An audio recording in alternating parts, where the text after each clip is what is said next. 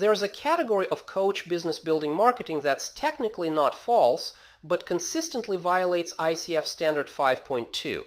And it's also the marketing pattern coaches are most likely to copy without noticing what they're copying. This unit names the 4 patterns, gives you the single test that catches all of them, and connects it back to Module 1's credibility commitments.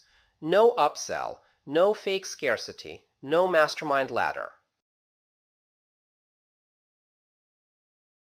The most sophisticated marketing in the online coaching industry is also, reliably, the most ethically questionable. Not to be pious about it, because it's the pattern you're most likely to copy without noticing what you're copying. There's a category of coach business building marketing, you've seen it, that's technically not false. None of those individual claims would get you arrested, and almost all of it violates ICF Code of Ethics Standard 5.2, which requires that statements about what coaching offers be true and accurate. Here's how to see it.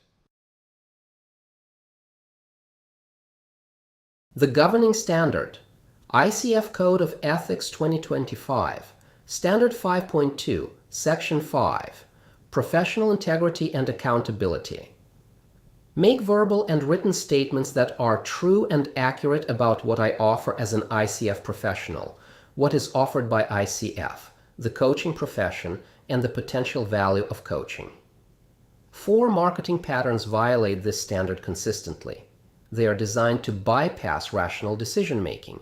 They manufacture pressure, manufacture status, and manufacture social validation. That design intent is itself the ethical problem, separate from whether any individual claim is technically true. This video is where Module 1's credibility commitments get their governing rationale. No upsell, no fake scarcity, no mastermind ladder. Now you know why. Pattern 1, Urgency Manufacturing. This price expires in 48 hours, where the price does not expire. Enrollment closes Friday, where the coach is available to enroll a new client on Monday. Countdown timers that reset when you clear your cookies. Standard 5.2 requires that statements about what is offered be true and accurate. A countdown timer that resets is a statement about availability that is not true and accurate. It implies a constraint that doesn't exist. The Section 5.2 test.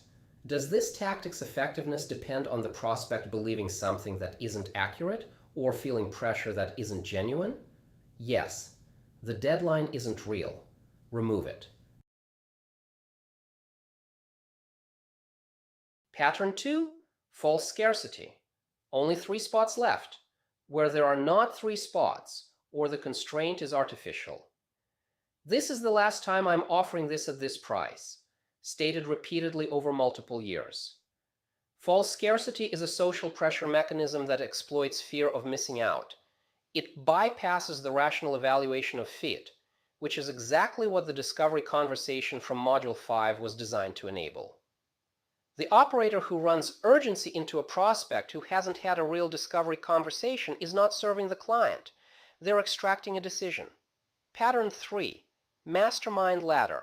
A funnel structure where the entry offer is an on-ramp to a higher-priced inner circle, and the entire communication architecture sells the upsell before the prospect has evaluated whether the entry offer delivered value. This is a structural conflict of interest. Standard 3.2. Manage conflicts of interest with coaching clients and sponsors through self-reflection, coaching agreements, and ongoing dialogue. Pattern 4, Social Proof Games. Testimonial collections showing only the most extreme positive results. Screenshot collections of revenue claims from clients. Community marketing where community size is used as proof of quality without disclosing that most members paid to be in it. Each of these is a representation designed to create a misleading impression about the potential value of coaching. Standard 5.2 territory. Standard 3.3. Resolve any conflict of interest or potential conflict of interest by working through the issue with relevant parties, seeking professional assistance, or suspending or ending the professional relationship.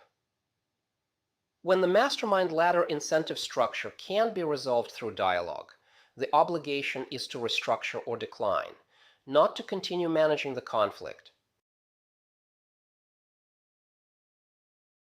The Section 5.2 test stated simply, one question, run it on every marketing decision before you ship.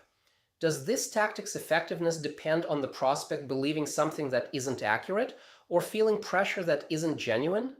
If yes, the tactic fails. Fix it before it launches.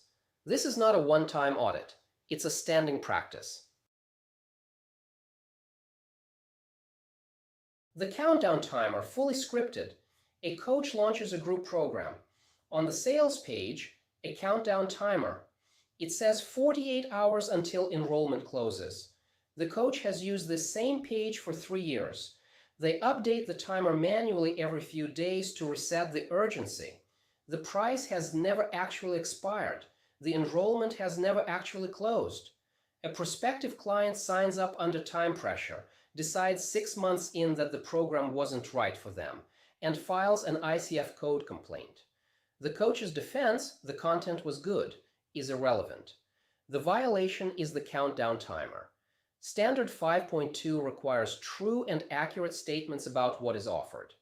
The countdown timer is a statement about availability that is not true and accurate. Content quality doesn't cure a standard 5.2 violation in the marketing that preceded it. The Section 5.2 test would have caught this before it became a complaint. Pause here. Pull up your own sales page or your most recent launch email. Find every place that names a deadline, a price expiry, a scarcity claim, or a number of remaining spots. For each one, is that real? If you cleared your browser cache and came back tomorrow, would the countdown timer be different? If another coach called you right now and asked if that spot was genuinely the last one, would you say yes without hesitation?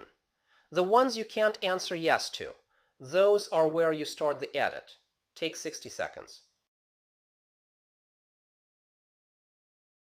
Module 1, Video 1.1.3, the 5 operator decisions, named Ethics as decision number 5. The discipline that makes all 4 sustainable and ICF defensible. This video is where that thread cashes out. The Section 5.2 test is the governing framework for the marketing dimension of ethics, Decision 5 in practice.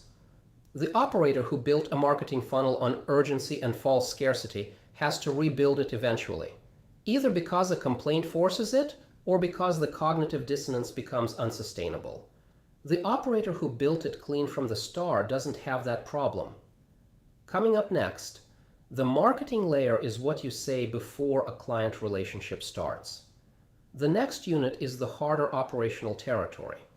What confidentiality means when there are multiple parties in the room, and the conflict of interest moves most coaches don't notice until something goes wrong.